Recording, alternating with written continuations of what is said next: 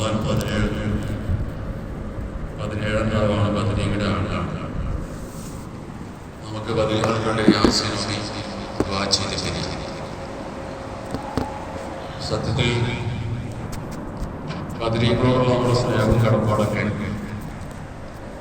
കേവലം ഒരു യാസീനിൽ അവസാനിക്കേണ്ടതല്ല. ബദരീകളെന്നുള്ളത് ഈ പരിശുദ്ധമായ ദീനിന്റെ സംസ്ഥാപനത്തിന് വേണ്ടി ജീവത്യാഗം ചെയ്ത മഹത്തുക്കളാണ്. മക്കയിലെ വളരെ പ്രയാസകര ജീവിതത്തിന് ശേഷം 13 വർഷക്കാലം തുല്യതയില്ലാത്ത ത്യാഗങ്ങൾ സഹിച്ച് ജീവിച്ചു. 3 വർഷക്കാലം ഷേഖ് അബൂ താലിബ് എന്ന് പറയുന്ന മലഞ്ചെരുവിലാണ് അവർ താമസിച്ചത്. അവർക്കെതിരെ ഉപരോധം ഏർപ്പെടുത്തി മക്കക്കാർ. ഭക്ഷണം കൊടുക്കാൻ പാടില്ല, അവരുമായി ഇടപാടുകൾ നടത്താൻ പാടില്ല. അങ്ങനെ ഒരു മലയുടെ ചെരുവിൽ 3 വർഷക്കാലം രാത്രിയും പകലും ഒരു സമൂഹം താമസിക്കുക. ഭക്ഷണമില്ലാതെ പച്ചിലകൾ കഴിച്ച് ഭക്ഷിക്കുകയും ആട് കാഴ്ചയ്ക്ക് പോലെ കാഴ്ചിച്ചു എന്നാണ് ചരിത്രം രേഖപ്പെടുത്തിയിരിക്കുന്നത്. എന്തിന്റെ പേരിലാണ് ഒരു ആദർശം ഉയർത്തി പിടിച്ചത്? ചെറിയൊരു അഡ്ജസ്റ്റ്മെന്റിന് മക്കാരുമായി അവർ തയ്യാറായിരുന്നെങ്കിൽ ഈ പ്രശ്നങ്ങളൊന്നും ഉണ്ടാകില്ലായിരുന്നു. അങ്ങനെ ആയിരുന്നെങ്കിൽ നമുക്ക് ഇനി ആദർശം കിട്ടുമായിരുന്നില്ല. അങ്ങനെ 13 വർഷം മക്കയിലെ ത്യാഗമേറിയ ജീവിതത്തിന് ശേഷമാണ് അവസാനം മദീനയിലേക്ക് പോകാൻ തീരുമാനിക്കുന്നത്. മദീനയിലേക്ക് പോകുന്നതും ഈ ആദർശം സംരക്ഷിക്കാനാണ്, വേറൊന്നും ഒരു നേട്ടത്തിനുമല്ല. അവർ പോകുന്നത് അവരുടെ നാടും വീടും അവരുടെ സമ്പത്തും അവരുടെ ഭാര്യമാരെയും ചിലരൊക്കെ അവരുടെ മക്കളെയും ഒക്കെ ഇട്ടിട്ടാണ് മദീനയിലേക്ക് പോകുന്നത്. 500ഓളം കിലോമീറ്റർ മക്കയിൽ നിന്ന് മദീനയിലേക്ക്. ഇന്നത്തെ പോലെ യാത്രയുമല്ല. ആ മരുഭൂമിയിലൂടെ ചൂടത്ത് ഒട്ടകത്തിന്റെ പുറത്ത് നടന്നുമായി മദീനയിലെത്തി അവിടെ ആദർശവുമായി ജീവിക്കാമെന്ന് തീരുമാനിച്ചപ്പോൾ അതിനും മക്കാരെ സമ്മതിച്ചില്ല. അവിടെ ഇവിടെ എത്തി മുസ്ലിമീങ്ങളുടെ കൃഷികൾ നശിപ്പിക്കുക, അവരുടെ ആടുകളെ മോഷ്ടിക്കുക, അങ്ങനെ ശല്യമായി തീർന്നു. അവസാനം അബൂ സുഫിയാന്റെ നേതൃത്വത്തിലുള്ള കച്ചവട സംഘം മക്കയിൽ നിന്നും ഷാമിലേക്ക് കച്ചവടത്തിന് വേണ്ടി പുറപ്പെടുക. ഷാമിൽ നിന്ന് സാധനം വാങ്ങാനാണ് അബൂ സുഫിയാന്റെ നേതൃത്വത്തിൽ പോകുന്നത്. അബൂ സുഫിയാന്റെ കയ്യിലുള്ള സമ്പത്ത് മുസ്ലിമീങ്ങളുടേതാണ്. മക്കയിൽ മുസ്ലിമീങ്ങൾ ഇട്ടിട്ട് പോകുന്ന സമ്പത്ത് ചുരുക്കൂട്ടിയിട്ടാണ് കച്ചവടച്ചരക്ക് വാങ്ങാൻ വേണ്ടി അബൂ സുഫിയാൻ ഷാമിലേക്ക് പോകുന്നത്. അവിടെയാണ് നബി സല്ലല്ലാഹു അലൈഹി വസല്ലം തീരുമാനിക്കുന്നത് അബൂ സുഫിയാന്റെ സംഘത്തെ തടയാൻ വേണ്ടിയാണ് സത്യത്തിൽ വന്നത്. അബൂ സുഫിയാന്റെ സംഘം വഴിമാറി സഞ്ചരിച്ച് മക്കയിലേക്ക് രക്ഷപ്പെട്ടെങ്കിൽ പോലും നേരത്തെ വിവരം കിട്ടിയതനുസരിച്ച് അബൂജഹലിന്റെ നേതൃത്വത്തിലുള്ള ഖുറൈശ് സംഘം യുദ്ധത്തിന് വേണ്ടി പുറപ്പെടുകയാണ്. സത്യത്തിൽ അബൂജഹലിനോട് അവർ പറഞ്ഞതാണ്, നമ്മുടെ ലക്ഷ്യം അബൂ സുഫിയാനെ രക്ഷപ്പെടുത്തലല്ലേ, അബൂ സുഫിയാനും സംഘവും രക്ഷപ്പെട്ട് കഴിഞ്ഞു, പിന്നെ ഒരു യുദ്ധത്തിന് പോകേണ്ടതില്ല. അപ്പോഴാണ് അബൂജഹൽ പറഞ്ഞത്, വേണ്ട, പോകണം, ഈ മുസ്ലിമീങ്ങളുടെ സംഘത്തെ എന്നേക്കുമായി അവസാനിപ്പിക്കണം, ഇനി ഇവർ ഈ ഭൂമിയിൽ ഉണ്ടാകില്ല. സത്യത്തിൽ ആ ഒരു ലക്ഷ്യത്തിലാണ് അബൂജഹലിന്റെ സംഘം പുറപ്പെടുന്നത്. 1000ഓളം വരുന്ന അബൂജഹൽ പറഞ്ഞു എന്നാണ്, എത്ര നാൾ യുദ്ധം ചെയ്യേണ്ടി വന്നാലും അതിനുള്ള സാമഗ്രികളുമായി പോകും, ആർക്കും ഭക്ഷണക്ഷാമം ഉണ്ടാകരുത്, ആയുധത്തിന്റെ ക്ഷാമം ഉണ്ടാകരുത്. അങ്ങനെ സർവായുധ സജ്ജരായ നർത്തകികളുമായിട്ടാണ് ഈ അബൂജഹലിന്റെ സംഘം മക്കയിൽ നിന്നും മദീനയിലേക്ക് ബദറിലേക്ക് വരുന്നത്. ബദർ എന്നുള്ളത് മദീനയിൽ നിന്നും 90 കിലോമീറ്റർ അകലെയുള്ള ഒരു പ്രദേശമാണ്. നബി സല്ലല്ലാഹു അലൈഹി വസല്ലം സഹാബത്തും അല്ലാഹുവിന്റെ തീരുമാനം അനുസരിച്ച് യുദ്ധത്തിന് വേണ്ടി തയ്യാറെടുക്കുകയാണ്. സഹാബാക്കളോട് ആലോചിച്ചു. അൻസാരികൾ ഔസ് ഹസറജ് 2 ഗോത്രങ്ങളാണ്. 2 ഗോത്രത്തലവന്മാരോട് ചോദിച്ചു, നിങ്ങൾ എന്റെ കൂടെ നിൽക്കൂലേ?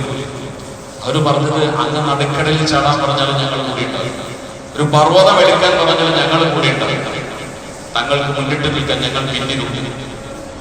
അങ്ങനെ അൻസാരികളും മുഹാജിറുകളും യുദ്ധത്തിന് നബിതങ്ങൾക്ക് പിന്തുണ കൊടുത്തപ്പോഴാണ് പ്രവാചകരുടെ യുദ്ധത്തിന് തന്നെ തയ്യാറെടുത്തത്. ബദറിന്റെ രണാങ്കളത്തിൽ വെച്ച് ഇന്നും ഉംറയ്ക്ക് ഹജ്ജിനൊക്കെ പോകുമ്പോൾ ആ രണാങ്കളത്തിൽ ചെന്ന് നിൽക്കുമ്പോൾ നമ്മൾക്ക് രോമാഞ്ചമുണ്ടായി.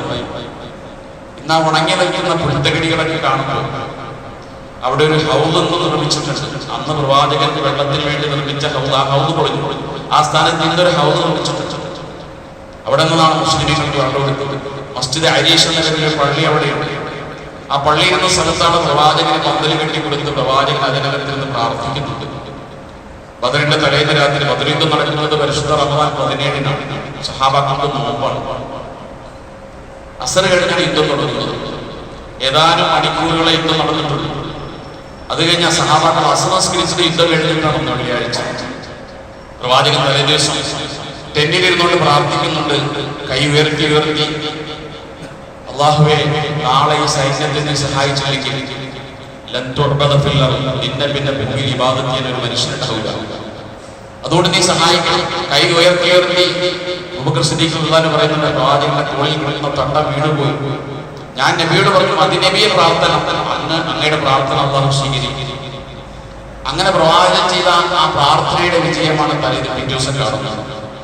സഹാബത്തിനെ കൊണ്ടുപോയി നബി കാണിച്ചു കൊടുത്തു ബദറിന്റെ രണാങ്കണം. അബൂജഹൽ ചത്തു വീഴുന്നത് ഇവിടെയായിരുന്നു. ഉത്തുബത്ത് ദാ ഇവിടെ വീണു, ശൈബത്ത് അവിടെ വീണു. സഹാബത്തിന് ധൈര്യം കൊടുക്കണം, ആരും ഭയപ്പെടണ്ട. ബദറിന്റെ ഇവിടെ നിന്ന് വന്നിരിക്കുന്ന ഖുറൈശി പട, അവരുടെ നേതൃനിര ഒന്നടങ്കം ബദറിൽ പിണച്ചു നിൽക്കപ്പെട്ടു. ഓരോരുത്തരും അറിഞ്ഞു വീഴുന്ന സ്ഥലം പോലും പ്രവാചകൻ കൃത്യമായി കാണിച്ചു കൊടുത്തു. ആ ധൈര്യത്തോടു കൂടിയാണ് സഹാബത്ത് ബദറിന്റെ രണാങ്കണത്തിലേക്ക് ഇറങ്ങുന്നത്. അവിടെയാണ് അല്ലാഹുവിന്റെ മലക്കുകൾ ഇറങ്ങിയത്. അല്ലാഹുവിന്റെ മലക്കുകൾ ഇറങ്ങിക്കൊണ്ട് യുദ്ധം ചെയ്തവരെ സഹായിക്കുക. ആ ഒരു ചരിത്ര സ്മരണയാണ് നമ്മൾ ഇന്ന് അയവറക്കുന്നത്. ബദരീങ്ങൾ 313 പേരാണ്. 14 പേരെ ഷഹീദായിട്ടാണ്. പക്ഷേ 313 പേരും ഒരേപോലെ അവരെല്ലാവരും ഈ ഒരു ദർജ ചെയ്തു. ശത്രുപക്ഷത്ത് നിന്ന് അബൂജഹലടക്കം, ഉത്തുബത്തടക്കം, ഷൈബത്തടക്കം നേതൃനിര ഒന്നടങ്കം തുടച്ചു നീക്കപ്പെട്ടു. 70ഓളം ആളുകൾ അവിടെ കൊല്ലപ്പെട്ടു. അവിടെയാണ് അവരെയാണ് ഖലീബ് എന്ന പൊട്ടക്കനത്തിലേക്ക് അബൂജഹലിനെ വലിച്ചെറിയുന്നത്. 2 കൊച്ചു കുട്ടികളാണ്, പ്രായപൂർത്തിയാകാത്ത 2 കുട്ടികളാണ് അബൂജഹലിനെ കുത്തി വീഴ്ത്തുന്നത്. എന്നിട്ട് അബൂജഹലിന്റെ നെഞ്ചത്ത് കയറിയിരുന്നിട്ട് കഴുത്തറക്കുന്നത് അബ്ദുല്ലാഹി ഇബ്നു മസ്ഊദ് റളിയല്ലാഹു അൻഹു. ഇതൊരു പാവം സഹാബിയാണ്. ഒരിക്കൽ മക്കത്ത് വെച്ച് ഈ അബൂജഹൽ ഈ അബ്ദുല്ലാഹി ഇബ്നു മസ്ഊദിനെ കരണത്തടിക്കുന്നുണ്ട്. ഖുർആൻ പരിശുദ്ധ സൂറത്തുർ റഹ്മാൻ കഅബയുടെ പരിസരത്ത് ഓതി, അതാണ് തെറ്റ്. കരണത്തടിച്ച് ചെവിയിൽ ചോര വന്നു. അബ്ദുല്ലാഹി ഇബ്നു മസ്ഊദ് പാവം സഹാബി നബിയുടെ കരഞ്ഞോണ്ട് എന്ന് പറഞ്ഞ റസൂലുള്ളാഹി കണ്ടു ചെവിയിൽ ചോര വരുന്നത്. അബൂജഹലിനെ അടിച്ചതാണ്, ഞാൻ ചെയ്തത് ഖുർആൻ ഓതി എന്നുള്ളതാണ്. അപ്പോൾ ജിബ്രീൽ അലൈഹിസ്സലാം നബിയോട് പറഞ്ഞു, നബിയെ, അബ്ദുല്ലാഹി ഇബ്നു മസ്ഊദിന് ഇതേപോലെ തിരിച്ചു ചെയ്യാൻ അല്ലാഹു അവസരം കൊടുത്തു. ആരാണ് അബൂജഹൽ? മക്കയിലെ കിരീടം പറ്റാത്ത രാജാവാണ് അബൂജഹൽ. അധികാരത്തിന്റെ പ്രതീകമാണ് അബൂജഹൽ. അബൂജഹലിന്റെ നേരെ കൈകൊണ്ടാൻ മക്കയിൽ ആർക്കും കഴിയില്ല. അത്തപ്രതാപിയായ മനുഷ്യനെ കുറിച്ചാണ് ജിബ്രീൽ പറയുന്നത്. ഈ സാധാരണക്കാരായ ഇബ്നു മസ്ഊദിന് അബൂജഹലിന്റെ മുഖത്തടിക്കാൻ, ചോര വരുത്താൻ അനുവാദം കിട്ടും. അത് ബദറിൽ സാക്ഷാത്കരിക്കപ്പെടുകയാണ്. കുത്തിവീഴ്ത്തി അബൂജഹലിന്റെ നെഞ്ചത്ത് കയറി നിന്നിട്ട് ഈ അബ്ദുല്ലാഹി ഇബ്നു മസ്ഊദ് കഴുത്തങ്ങനെ അറക്കുന്നുണ്ട്. അപ്പോഴും ഈ ധിക്കാരി പറഞ്ഞ വാക്കാണ്. നബി സല്ലല്ലാഹു അലൈഹി വസല്ലം അബൂജഹലിനെ കുറിച്ച് പറഞ്ഞത് ഫിറഔന ഹാദിഹിൽ ഉമ്മ, ഈ ഉമ്മത്തിന്റെ ഫിറൗൻ. അന്ന് മൂസാ നബിക്ക് അനുയായികൾ ആ ഫിറൗൻ എത്ര ശല്യം ചെയ്തോ അതേപോലെ ഈ ഉമ്മത്തിന് ശല്യം ചെയ്തയാളാണ് ഈ അബൂജഹൽ. അവൻ പറഞ്ഞൊരു വാക്കുണ്ട്, നിന്നെയാണോ എന്റെ കഴുത്തിറക്കാൻ കിട്ടിയത്? നല്ലവരെ അതിനെ കിട്ടിയില്ല. നിന്നെപ്പോലെ സാധാരണക്കാരനാണ് എന്റെ കഴുത്തിറക്കുന്നത്, നീട്ടി ഇറക്കണോ? മുഹമ്മദിന്റെ കഴുത്ത് കണ്ട് മുഖം കണ്ട് പേടിക്കട്ടെ. ചാകാമുഖ മനുഷ്യൻ പറയാണ്, എന്റെ മുഖം കണ്ടിട്ടെങ്കിൽ മുഹമ്മദ് പേടിക്കട്ടെ. ഇത്ര ധിക്കാരിയും അഹങ്കാരിയും നീചനുമായിരുന്നു അബൂജഹൽ. അബൂജഹലിനെ കഴുത്തിറത്ത് അബ്ദുല്ലാഹി ഇബ്നു മസ്ഊദ് റളിയല്ലാഹു അൻഹു ഒരു വള്ളി എടുത്തിട്ട് ഈ ചെവിയിലൂടെ ഇങ്ങനെ പുറത്ത് മറ്റേ ചെവിയിലൂടെ വള്ളി വലിച്ചെടുത്തിട്ട് കഴുത്തിങ്ങനെ വലിച്ചുകൊണ്ട് വരുന്നത് ഈ തല പ്രവാചകന്റെ അടുക്കലേക്ക്. അപ്പോൾ പ്രവാചകൻ പറഞ്ഞു, അന്ന് നിന്നെ ചെവിയിലൂടെ അടിച്ച് ചോര വരുത്തിയതിന് അള്ളാഹു പകരം വീണ്ടുള്ള അവസരം നൽകിയിരിക്കുകയാണ്. ഇങ്ങനെ അള്ളാഹു സുബ്ഹാനഹു വ തആല മുസ്ലിമീങ്ങൾക്ക് വലിയൊരു വിജയം സമ്മാനിച്ച ദിവസമാണ് ഈ റമദാൻ 17 എന്ന് പറയുന്നത്. അതിൽ പങ്കെടുത്ത ശുഹദാക്കളായ ബദരീങ്ങൾ, അവരുടെ പേരുകൾ അവിടെ എഴുതി വെച്ചിട്ട് ചില സമയങ്ങളിൽ കടന്നു എന്നാൽ അവരുടെ കബറുകൾ കാണുകയും ചെയ്യും. അവരെ കുറിച്ച് നബി സല്ലല്ലാഹു അലൈഹി വസല്ലം പറഞ്ഞത്, ഈ ഉമ്മത്തിലെ ഏറ്റവും ശ്രേഷ്ഠരായ ആളുകൾ. ഈ ഉമ്മത്ത് എന്ന് പറഞ്ഞാൽ ആദം നബി അലൈഹിസ്സലാം മുതൽ ലോകാവസാനം വരെ ഉണ്ടാകുന്ന മുഴുവൻ മനുഷ്യരിലും മുഴുവൻ മുസ്ലിമീങ്ങളിലും ശ്രേഷ്ഠരായ ഒരു സമൂഹമാണ് ഈ 313 ബദരീങ്ങൾ. ജിബ്രീൽ അലൈഹിസ്സലാം അതുകൊണ്ട് നബിയോട് ചോദിക്കുന്നുണ്ട്, നബിയെ, മാ തഅദൂന അഹ്ല ബദരിൻ ഫീകും, ബദരീങ്ങളെ നിങ്ങൾ എങ്ങനെയാണ് കണക്കാക്കുന്നത്? എന്താണ് ബദരീങ്ങളുടെ നിങ്ങളുടെ അടുത്തുള്ള സ്ഥാനം എന്താണ്? അപ്പോഴാണ് വിശ്വാസം പറഞ്ഞത്, മുസ്ലിമീങ്ങളിൽ ഏറ്റവും ശ്രേഷ്ഠരാണ് ബദരീങ്ങൾ. അപ്പോൾ ജിബ്രീൽ അലൈഹിസ്സലാം പറഞ്ഞു, ബദറിൽ പങ്കെടുത്ത മലക്കുകളും അങ്ങനെ തന്നെയാണ്. മലക്കുകളുടെ കൂട്ടത്തിൽ ഏറ്റവും ശ്രേഷ്ഠമായ ബദറിൽ പങ്കെടുത്ത മലക്കുകളാണ്. അപ്പൊ ആ മലക്കുകൾ പോലും അല്ലാഹു തആല വലിയ പ്രാധാന്യപ്പെടുത്തിയിരിക്കുകയാണ്. വിശ്വാസം പറഞ്ഞു, ബദരീങ്ങളുടെ അടുക്കലേക്ക് അല്ലാഹു വെളിപ്പെട്ടിട്ട് അവരോട് അല്ലാഹു പറഞ്ഞിരിക്കാം, നിങ്ങൾ എന്ത് വേണമെങ്കിലും ചെയ്തോളൂ, അത് ഒപ്പുറത്തിലും ഞാൻ നിങ്ങൾക്ക് പുറത്തു തന്നിരിക്കുന്നു. ഇങ്ങനെ അല്ലാഹു പറഞ്ഞൊരു സമൂഹം ബദരീങ്ങൾ മാത്രമാണ്. നിങ്ങൾ എന്തും ചെയ്തോ നിങ്ങൾക്ക് ഞാൻ പുറത്തു തന്നിരിക്കുക. അവർക്ക് സ്വർഗം ഉറപ്പാണ്. ഹാരിസ റളിയല്ലാഹു അൻഹു അദ്ദേഹം ബദർ യുദ്ധത്തിൽ പങ്കെടുത്ത ആളല്ല. ബദർ കാണാൻ വേണ്ടി വന്നയാളാണ്. പക്ഷെ കണ്ടുകൊണ്ടിരിക്കുമ്പോൾ വെള്ളം കുടിക്കാൻ ദാഹിച്ചു. മുസ്ലിമുകളുടെ ഹൗദിന്റെ അടുക്കൽ വെള്ളം കുടിക്കുമ്പോഴാണ് ഈ രണാങ്കളത്തിൽ ഒരു അമ്പ് വന്നു അദ്ദേഹത്തിൽ തറച്ചു. ഹാരിസ അവിടെ പറഞ്ഞു. ഹാരിസയുടെ ഉമ്മ കരഞ്ഞുകൊണ്ട് എന്ന് പറയുന്നത്, യാ റസൂലല്ലാഹ്, എന്റെ മകൻ ഹാരിസ ബദറിൽ കൊല്ലപ്പെട്ടിട്ടുണ്ട്. അവൻ സ്വർഗത്തിലാണെങ്കിൽ എനിക്ക് കുഴപ്പമില്ല, അല്ലെങ്കിൽ ഞാൻ അവന്റെ പേരിൽ അക്ഷമയായി കരയും. അപ്പോൾ വിശ്വാസം പറഞ്ഞു, യാ ഉമ്മ ഹാരിസ ഇന്നഹാ ജിനാൻ. എന്താ മനസ്സിലാക്കിയത്? സ്വർഗം ഒന്നല്ല, പല സ്വർഗങ്ങളുണ്ട്. നിന്റെ മകൻ ഏറ്റവും ഉയർന്ന ഫിർദൗസിലാണ് ഉള്ളത്. രണാങ്കളം കാണാൻ വന്നൊരു സഹാബി അവിടെ മരിച്ചിട്ട് പോലും ഫിർദൗസിൽ അലയിലാണ് വിശ്വാസം പറയുമ്പോൾ ആ ശുഹദാക്കളുടെ സ്ഥാനത്തിലേക്ക്. അതുകൊണ്ട് അവർ സഹിച്ച ത്യാഗത്തിന്റെ ആനുകൂല്യമാണ് നമ്മളൊന്ന് പറ്റിക്കൊണ്ടിരിക്കുന്നത്. അവരോടുള്ള കടപ്പാട് തീരണമെങ്കിൽ അവർ ഉയർത്തിപ്പിടിച്ചൊരു തൗഹീദ്, അവരുടെ ഒരു വിശ്വാസം. ആ ത്യാഗമൊന്നും നമുക്ക് ചെയ്യാൻ പറ്റിയില്ലെങ്കിലും അവർ നെഞ്ചേറ്റിയ തൗഹീദെങ്കിലും ആ വിശ്വാസമെങ്കിലും നെഞ്ചേറാൻ നമുക്ക് കഴിയണം. അങ്ങനെ അവരുടെ മാർഗത്തിലായി ഭരിക്കാനും അവരെ സ്നേഹിക്കാനും ഒക്കെ നമുക്ക് കഴിയുമ്പോഴാണ് നമുക്ക് അവരോടുള്ള കടപ്പാട് ഏകദേശം പൂർത്തീകരിച്ചെന്ന് പറയാൻ അല്ലാഹു സുബ്ഹാനഹു വ തആല അനുഗ്രഹിക്കുമാറാകട്ടെ. അല്ലാഹു ബദരീങ്ങളായ മഹത്തുക്കൾ സഹിച്ച ത്യാഗം, ആ ത്യാഗം ദീനിന് എത്രമാത്രം പ്രയോജനപ്പെട്ടു നമുക്കറിയാം. അല്ലാഹു ഈ ദീനിനെ ലോകാവസാനം വരെ ഇസ്സത്തോടെ ഭൂമിയിൽ നിലനിർത്തുമാറാകട്ടെ. അതിന്റെ വക്താക്കളാകാൻ, അതിന്റെ പ്രയോക്താക്കളാകാൻ അല്ലാഹു നമ്മെ അനുഗ്രഹിക്കുമാറാകട്ടെ. ബദരീങ്ങളെ സ്നേഹിക്കാനും ബദരീങ്ങളോട് ഇത്തിബാഅ് ചെയ്യാനും അല്ലാഹു നമ്മെ അനുഗ്രഹിക്കുമാറാകട്ടെ. ആ മാർഗത്തിലായി ജീവിച്ചു മരിക്കാൻ അല്ലാഹു നമുക്ക് തൗഫീഖ് നൽകുമാറാകട്ടെ. വആഖിറു ദഅവതി അൽഹംദുലില്ലാഹി റബ്ബിൽ ആലമീൻ. ഫാത്തിഹ.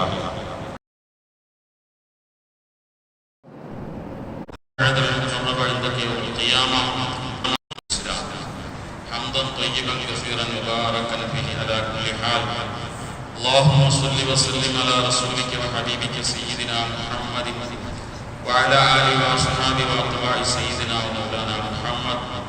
اللهم أنزله المقعد المقرب عندك يوم القيامة. سبحان ربي العلي الأعلى الوهاب. ربنا ظلمنا أنفسنا وإن لم تغفر لنا وترحمنا لنكونن من الخاسرين. റഹ്മ റഹീമിനായ തമ്പുരാനെ, ദയാലുവായ പടച്ചവനെ, കരുണക്കടലായ റബ്ബേ, ഞങ്ങളുടെ മജ്‌ലിസിനെ നീ കബൂലാക്കണേ. ഞങ്ങളിവിടെ ഓതിയ പരിശുദ്ധമായ ഖുർആൻ ശരീഫിന്റെ സൂറത്തുകൾ, ഞങ്ങളുടെ നമസ്കാരങ്ങൾ, ഞങ്ങളുടെ ദുആകൾ എല്ലാം നീ കബൂലാക്കണേ റഹ്മാനേ. അല്ലാഹു അതിലെല്ലാം വന്നുപോയ തെറ്റുകളും കുറ്റങ്ങളും നീ മാപ്പാക്കണേ അല്ലാഹു. പടച്ചവനെ, ഇതെല്ലാം ഇതിന്റെ എല്ലാം സവാബ് ഞങ്ങളുടെ മരണപ്പെട്ട മാതാപിതാക്കൾ, ബന്ധുമിത്രാദികൾ, അല്ലാഹു നിന്റെ അമ്പിയാക്കൾ ഔലിയാക്കൾ പ്രത്യേകിച്ചും ബദർ ശുഹദാക്കളുടെ ഹദ്റത്തിലേക്ക് എത്തിക്കണേ അല്ലാഹു.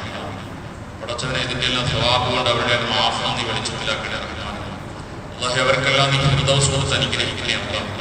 അല്ലാഹു അവരെല്ലാം ഖബറിന്റെ അദാബിൽ നീ കാക്കണേ പടച്ചവനെ. അല്ലാഹു ഖബറിന്റെ ബർസഖിയ ജീവിതത്തിൽ എന്തെങ്കിലും മോശമായ അനുഭവങ്ങൾ ഉണ്ടെങ്കിൽ എല്ലാം മാറ്റി കൊടുക്കണേ അല്ലാഹു. പടച്ചവനെ, ആ ഖബറുകളെ നീ സ്വർഗീയ ആരാമങ്ങളാക്കണേ അല്ലാഹു. പടച്ചവനെ, അവരുടെ ഹസനാത്തുകൾ നീ ഖബൂലാക്കണേ റഹ്മാനേ. അല്ലാഹു ഞങ്ങളുടെ മാതാപിതാക്കളെ നാളെ സ്വർഗത്തിൽ കാണാനുള്ള തൗഫീഖ് നൽകണേ അല്ലാഹു. പടച്ചവനെ, സ്വർഗീയമായ സുഖങ്ങളും സന്തോഷങ്ങളും അവർക്ക് നീ ഖബറുകളിൽ കൊടുക്കണേ പടച്ചവനെ. ആ ഖബറുകളെ നീ നോക്കത്താതെ വിശാലമാക്കണേ അല്ലാഹു. അല്ലാഹു നിന്റെ ദീനിന് വേണ്ടി ത്യാഗം സഹിച്ച ബദർ ശുഹദാക്കൾ അവരെ നീ കബൂലാക്കണേ അല്ലാഹു. അവരോടൊപ്പം നിന്റെ ജന്നാത്തുൽ ഫിർദൗസിൽ ഒരുമിക്കാൻ നീ തൗഫീഖ് നൽകണേ അല്ലാഹു. സ്വർഗത്തിൽ വെച്ച് ബദരീങ്ങളെ കാണാനുള്ള തൗഫീഖ് നൽകണേ അല്ലാഹു. ആ ബദരീങ്ങളുടെ അടുത്ത് ഇരിക്കാനും അവരോടൊപ്പം ഒന്നിച്ചിരിക്കാനും തൗഫീഖ് നൽകണേ റഹ്മാനേ. അല്ലാഹു അതിനനുസരിച്ച് ഈമാനിയായ ഉന്നതി ഞങ്ങൾക്ക് നീ തരണേ അല്ലാഹു. അതിനുള്ള അമലിന് തൗഫീഖ് നൽകണേ റഹ്മാനേ. അല്ലാഹു ബദരീങ്ങൾ ഏതൊരു മാർഗമാണോ സ്വീകരിച്ചത് ആ മാർഗത്തിൽ ഞങ്ങളെ നീ സഞ്ചരിപ്പിക്കണേ അല്ലാഹു. ബദരീങ്ങൾക്കുള്ള ഈമാൻ ഞങ്ങൾക്ക് നീ തരണേ പടച്ചവനെ. ബദരീങ്ങൾ ചെയ്തതുപോലെ ദീനിന് വേണ്ടി ത്യാഗം ചെയ്യാനുള്ള അവസരവും തൗഫീഖ് നൽകണേ അല്ലാഹു. പടച്ചവനെ, ഞങ്ങളുടെ എല്ലാ തെറ്റുകുറ്റങ്ങളും നീ മാപ്പാക്കണേ പടച്ചവനെ. അല്ലാഹുവേ, പരിശുദ്ധമായ റമദാനിൽ ഞങ്ങൾ ധാരാളം കാര്യങ്ങൾ ചെയ്തിട്ട് എല്ലാം നീ കബൂലാക്കണേ അല്ലാഹു. പടച്ചവനെ, ഞങ്ങൾ ധാരാളം തെറ്റുകൾ ചെയ്തിട്ട് നീ മാപ്പാക്കണേ റഹ്മാനേ. ഞങ്ങളുടെ നന്മകൾ പോരായ്മകളുള്ളതാണ്, നീ കബൂലാക്കണേ അല്ലാഹു. പടച്ചവനെ, ഞങ്ങളുടെ എല്ലാ നല്ല ഉദ്ദേശങ്ങളും നീ സഫലമാക്കണേ റഹ്മാനേ. പടച്ചവനെ, ഞങ്ങളിൽ പലരും രോഗികളാണ്, പലരും രോഗികളായി ആശുപത്രികളിൽ, വീടുകളിൽ, വിശ്രമത്തിലാണ്. എല്ലാവർക്കും നീ ശിഫ നൽകണേ അല്ലാഹു. പടച്ചവനെ, ഗുരുതരമായ പല രോഗികളുണ്ട്, എല്ലാവർക്കും നീ ശിഫ നൽകണേ പടച്ചവനെ. രോഗം എത്ര വലുതാണെങ്കിലും കൊടുക്കുന്നവൻ നീയാണ്. ശിഫയുടെ ഔദാര്യമാണ്, ശിഫ കൊടുക്കണേ അല്ലാഹു. എല്ലാ രോഗികൾക്കും നീ ശിഫ കൊടുക്കണേ പടച്ചവനെ. ആഫിയത്ത് ദീർഘായുസ്സ് നൽകണേ അല്ലാഹു.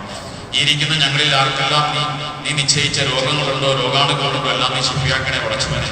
അല്ലാഹുവേ, മാരകമായ രോഗങ്ങളും ഞങ്ങൾ നീ പരീക്ഷിക്കില്ല അല്ലാഹു. അതിലുള്ള ക്ഷമയോ പൂവത്തോ ഈമാനോ ഞങ്ങൾക്കില്ല റഹ്മാനേ. ഞങ്ങളുമായി ബന്ധപ്പെട്ട ആരെയും രോഗം കൊണ്ട് നീ പരീക്ഷിക്കില്ല അല്ലാഹു. പടച്ചവനെ, ഞങ്ങളുടെ കച്ചവടങ്ങൾ, കൃഷികൾ, ഏർപ്പാടുകൾ, ഉദ്യോഗങ്ങൾ, തൊഴിലുകൾ എല്ലാവർക്കും നീ ബർക്കത്ത് ചെയ്യണേ പടച്ചവനെ. അല്ലാഹു ആരുടെ കടങ്ങളുടെ വലയുന്നവർ കടങ്ങൾ നീക്കി കൊടുക്കണേ പടച്ചവനെ. ആരെല്ലാം പ്രയാസപ്പെടുന്നുണ്ട് എല്ലാവരുടെയും പ്രയാസം മാറ്റി കൊടുക്കണേ അല്ലാഹ്. പടച്ചവനെ പരിശുദ്ധമായ റമദാനിനെ ഞങ്ങളുടെ അനുകൂല സാക്ഷിയാക്കണേ അല്ലാഹ്. അല്ലാഹുവേ നാളെ റയ്യാനെന്ന കവാടത്തിലൂടെ ഞങ്ങളെ നീ സ്വർഗ്ഗത്തിൽ കടത്തണേ പടച്ചവനെ. അല്ലാഹു ഞങ്ങളുടെ ഉപാധികൾക്ക് നീ ഖൈറും ബറക്കത്തും ചൊരിയണേ അല്ലാഹ്. ഞങ്ങളുടെ വീടുകളിൽ നീ റഹ്മത്ത് ചൊരിയണേ അല്ലാഹ്. ഞങ്ങളുടെ കച്ചവട സ്ഥാപനങ്ങളിൽ നീ ഖൈറ് ചൊരിയണേ റഹ്മാൻ. അല്ലാഹു നീ വിധിച്ച എല്ലാ ശത്രുക്കളെത്തൊട്ട് ഞങ്ങളെ നീ കാക്കണേ അല്ലാഹ്. അപകടങ്ങളെത്തൊട്ട് കാക്കണേ പടച്ചവനെ. അല്ലാഹു മുസീബത്തുകളെത്തൊട്ട് കാക്കണേ അല്ലാഹ്. ശൈത്താന്റെ ശുറൂർ ഫിത്നകളെത്തൊട്ട് കാക്കണേ പടച്ചവനെ. അല്ലാഹു പ്രകൃതി ദുരന്തങ്ങളെത്തൊട്ട് നീ കാക്കണേ അല്ലാഹ്. പടച്ചവനെ പശ്ചിമേഷ്യയിൽ യുദ്ധം കൊടുമ്പിരി കൊള്ളുകയാണ്. യുദ്ധം നീ അവസാനിപ്പിക്കണേ റഹ്മാൻ. അല്ലാഹുവേ നീ പരാജയപ്പെടുത്തണേ അല്ലാഹ്. അല്ലാഹുവേ നെതന്യാഹു നേതൃത്വം കൊടുക്കുന്ന സഖ്യത്തെ നീ പരാജയപ്പെടുത്തണേ റഹ്മാൻ. മനുഷ്യത്വത്തിന്റെ ശത്രുക്കളെ നീ പരാജയപ്പെടുത്തണേ അല്ലാഹ്. എന്നേക്കുമായി ശരീരനെ ഭൂമിയിൽ നിന്ന് അവസാനിപ്പിക്കണേ റഹ്മാനെ. അല്ലാഹു ഗൾഫിലെ മുസ്ലിമീങ്ങൾക്ക് നീ സമാധാനം കൊടുക്കണേ റഹ്മാനെ. അല്ലാഹു അറബ് രാജ്യങ്ങളിൽ അക്രമങ്ങൾ തുടരുകയാണ്. എല്ലാവർക്കും നീ സമാധാനം കൊടുക്കണേ അല്ലാഹ്. നഷ്ടനഷ്ടങ്ങൾ ഒരുപാട് സംഭവിച്ചിട്ട് എല്ലാവർക്കും നീ പകരം കൊടുക്കണേ റഹ്മാൻ. ധാരാളം ആളുകൾ മരണപ്പെട്ടിട്ട് അവരെ ശുദ്ധതാക്കളാക്കണേ അല്ലാഹ്. പടച്ചവനെ തിന്മയുടെ ശത്രുക്കൾ തിന്മയുടെ വക്താക്കളെ നീ നശിപ്പിക്കണേ അല്ലാഹ്. അല്ലാഹു മുസ്ലിം ലോകത്തിന് ഇസ്സത്ത് നൽകണേ റഹ്മാനെ. അല്ലാഹു ഇസ്സത്തിലാക്കണേ അല്ലാഹ്. ഇല്ലത്തിനൊത്തൊരു കാക്കണേ പടച്ചവനെ. അല്ലാഹു അറബ് രാജ്യങ്ങൾക്കിടയിൽ ഐക്യം കൊടുക്കണേ അല്ലാഹ്. യഥാർത്ഥ ശത്രുവിനെതിരെ ഒരുമിച്ച് നിൽക്കാനുള്ള അവസരവും തൗഫീഖും നീ കൊടുക്കണേ പടച്ചവനെ. അല്ലാഹു ഞങ്ങളുടെ രാജ്യത്ത് ഞങ്ങൾ പല സ്ഥലങ്ങളിലും പീഡിപ്പിക്കപ്പെടുന്നു. ഞങ്ങളെ നീ രക്ഷിക്കണേ അല്ലാഹ്. പടച്ചവനെ തിന്മയുടെ ഭരണകൂടത്തെ നീ പരാജയപ്പെടുത്തണേ റഹ്മാനെ. നന്മയുടെ വക്താക്കളെ അധികാരത്തിലേക്കണേ അല്ലാഹ്. പടച്ചവനെ ഞങ്ങളെ എല്ലാവിധ ശ്രദ്ധകളെത്തൊട്ട് കാക്കണേ പടച്ചവനെ. ഞങ്ങളുടെ എല്ലാ ഖൈറാത്തുകളും നീ ഞങ്ങൾക്ക് നൽകി അനുഗ്രഹിക്കണേ പടച്ചവനെ. നിന്റെ ഹബീബിന്റെ മാർഗത്തിലായി ജീവിച്ചു മരിക്കാനുള്ള തൗഫീഖ് നൽകണേ അല്ലാഹ്. പടച്ചവനെ ഞങ്ങൾ ഈ പരിശുദ്ധമായ റമദാനിൽ ചെയ്ത ധാരാളം പുണ്യങ്ങളുണ്ട്. ഞങ്ങളുടെ സദസ്സുകളുണ്ട്, സക്കാത്തുകളുണ്ട്, ദാനധർമ്മങ്ങളുണ്ട്. എല്ലാം നീ കബൂലാക്കണേ പടച്ചവനെ. അല്ലാഹു എല്ലാത്തിനും അർഹമായ പ്രതിഫലം ഇരുലോകത്തും നീ തരണേ അല്ലാഹ്. പടച്ചവനെ ഞങ്ങളുടെ ദുആകൾ നീ കബൂലാക്കണേ റഹ്മാനെ. اللهم اغفر للمؤمنين والمؤمنات والمسلمين والمسلمات والأحياء منهم والأموات إنك مجيب الدعوات يا قاضي الحاجات. ربنا اغفر لنا وارحمنا ولوالدينا ربنا ارحمهم كما ربونا صغارا آمين برحمتك يا أرحم الراحمين. أشهد أن لا إله إلا الله أستغفر الله أسألك الجنة وأعوذ بك من النار.